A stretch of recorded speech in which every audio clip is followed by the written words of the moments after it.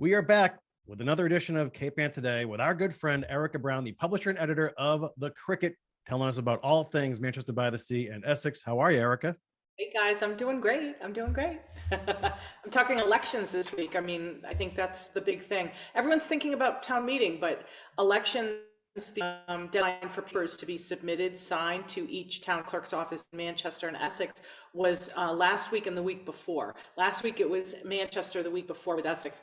So it's kind of interesting that we know who's running for what now. So tell us, what do we have? Well, I have to say it was a little bit of a surprise. It's kind of like up to the last minute. The papers have been out and available since January, and kind of some interesting people left it to the last minute, like Jeff Bodmer Turner, who's the chairman of the BOS here in Manchester. He submitted he took out papers a while ago, but he didn't submit them until the day they were due, so nobody knew. Is he going to run?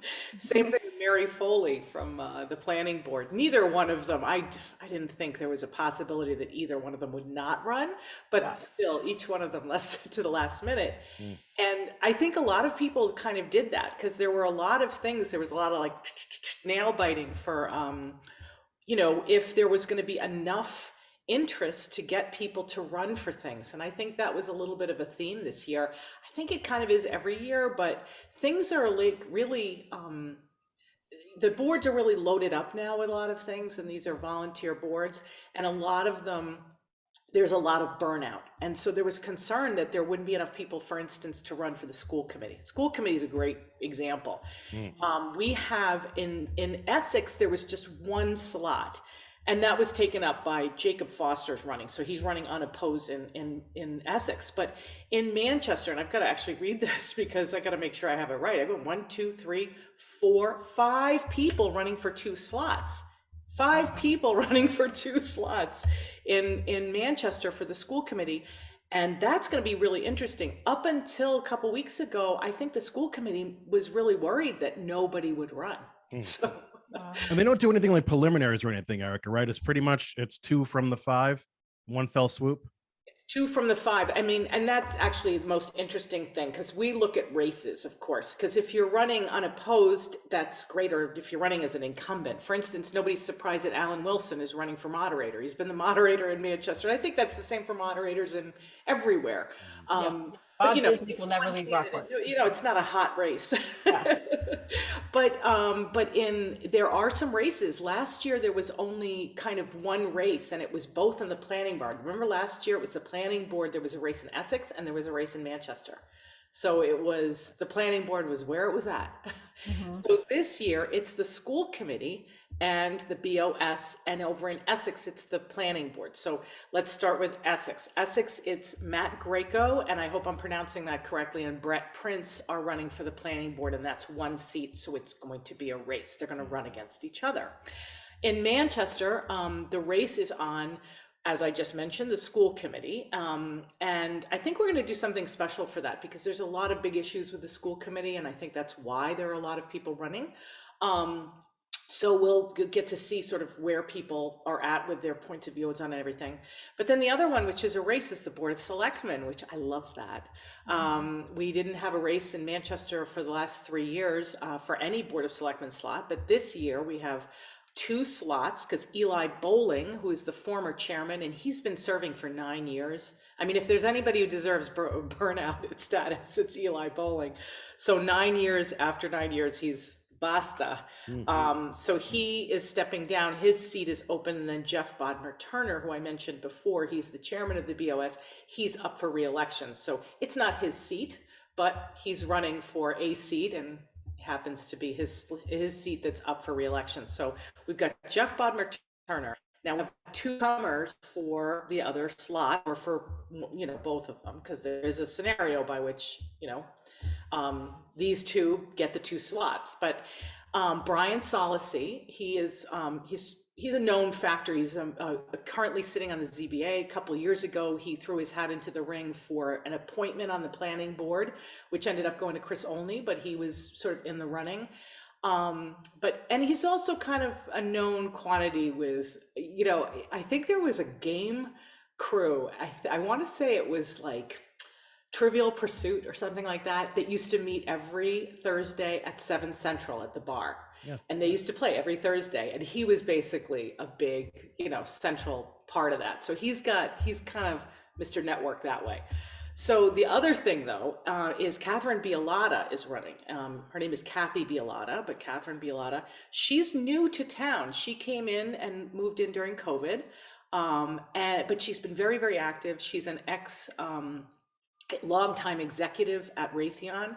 So when you hear her talking, she talks in terms of processes and thinking things through. And she's been very involved in terms of an observer, and now she's throwing her hat into the ring. So there you go. So Erika, do you facilitate debates or anything like that, or? Yeah, what we do is, if it's a race, everyone, we want to introduce themselves to voters, everyone. So if you're running if unopposed, or if you're an incumbent and you're running unopposed, we still want you to sort of introduce yourself in writing. But if it's a race, we absolutely will do. It's not. I don't know if we call it a debate. We call it meet the candidate. Yeah, a forum. You do a forum.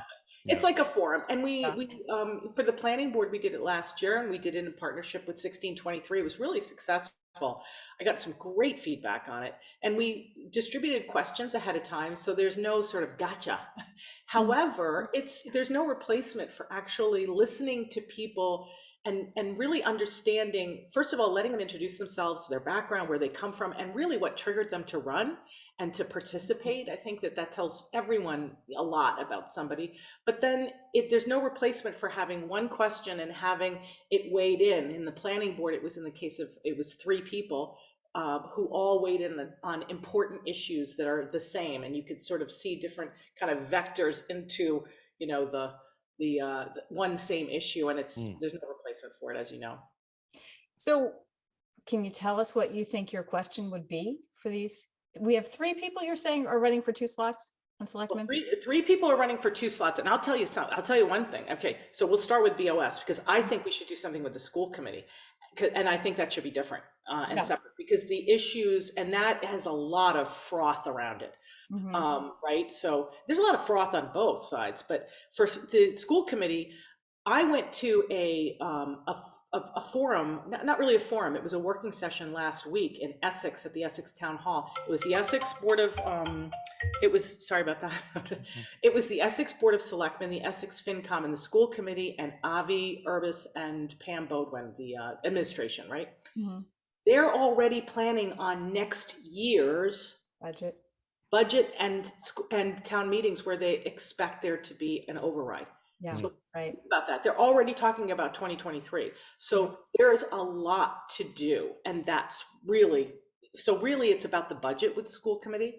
Right. It's about looking back at last year and the budgeting process and services that got dropped.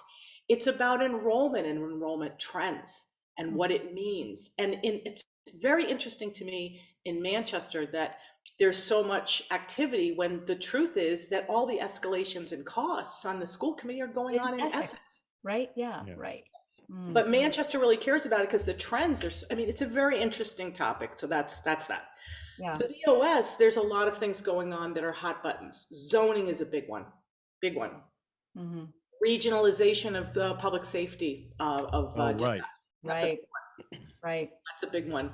And then just general spending and really sort of the whole sort of things are getting more complicated with town government. That's what's really happening.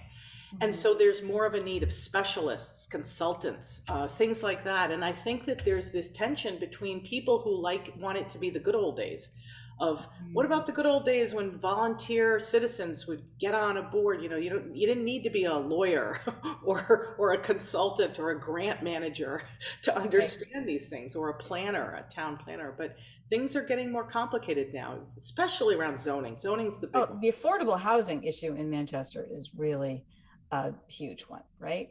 Yeah, it's huge. It's got so many legs. It's huge everywhere, and you're right, it's got a lot of legs. And if you mean legs, but that it impacts many other things, because that's actually how I heard it, although it's probably not how you said it. But think about the school budget. Here's a great example. the demographic trends in Manchester, as we talk about a lot, is that it's getting older and there are fewer kids going into the school system from Manchester. But because the escalation in price of homes and affordability in Manchester are so pronounced, the families that can come here and can move here, they often choose to send their kids where? To private school. Yeah, right. For sure. So affordability impacts many things, just like you said, Yeah. and that's going to be a big deal. So it'll be exciting. I'm really interested in this. We're going to hit the ground on this right after town meeting. So, May is early May. We're going to be on it. Erika, just to pivot the conversation slightly, I thought you brought up a great point earlier, speaking about people running for office and maybe feeling fatigue, coming off a big election year in Gloucester last fall. We felt that then where the incumbents were definitely fatigued from governing during COVID, and then who really had the time or the bandwidth or the stamina, the gumption to run and deal with how public officials have to deal with things these days, whether within the job and from the peanut gallery as well. Well, there's the peanut gallery has always existed, but I think it's interesting. I've tracked this. We talked a little bit about this last week. I've been watching technology and the technology impact of civic engagement. Zoom, there's never been more engagement. There's never been more engagement. You never have an excuse for not going to a meeting, yep. Like if you're on a board, and then you have all these issues. So the other thing though is I equate it to kind of like,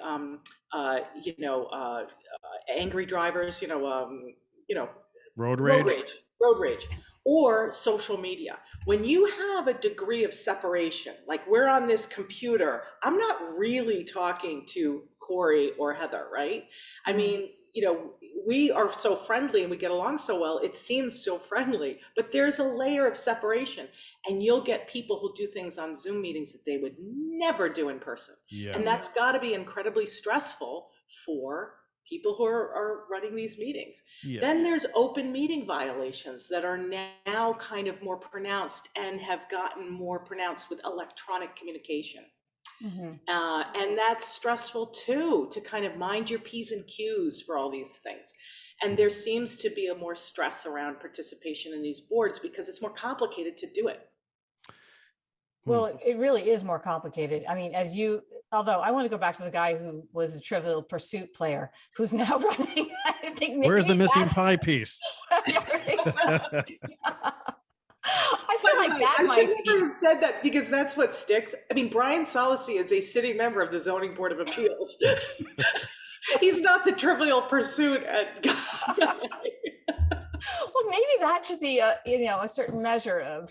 I think you get more votes that way. Yeah, right. Votes. The moops. I don't know. It does seem like it requires a lot of expertise to to hold one of these positions, whether it's engineering. I mean, just like talking about water and and putting on it in a new sidewalk if they need a new sidewalk up to the Shingle Hill project. Understanding how that would work, and I guess that's not going to happen, right?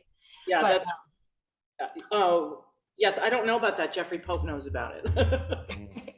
But anyway, it just feels like there's so much expertise that has to be demanded of these roles. So yes, and I think that there's much more expertise. That's a bigger issue. It's been happening for a long time. If you're on the BOS now, you need to understand, grants, the state requirements that are getting more and more kind of the legal stuff is like crazy. Yeah, legal stuff, and then the budgeting stuff. It's really, really hard. Like I can't imagine running things without a really, really good town planner who really understands municipal finance. I mean, That's like the number one thing it's great to have all these other things, but for a town planner, town administrator, for a town administrator to not really be good at finance is just, in this complicated world of grants and this and requirements, I can't imagine it. I can't imagine the days of doing it before there were town administrators, right? And you're on the BOS and you've got to manage all these things. God bless Greg Federspiel. Yeah. No, I'm just talking about the role that you know what I mean, but it's true. It's so true, and it's getting more complicated. But my big hope, and I'm an optimist, is that people will get into a constructive, productive mode of kind of managing a complicated future. Mm-hmm. Anyway. All right, interesting chat as always, Erika. We appreciate it. It's going to be a big spring around here in our little corner of the world. So thanks for keeping us up to date, and we will talk to you this time next week. I love talking to you guys. All righty, bye. Thank you. Interested in a sponsorship? Email sponsor@1623studios.org to learn more.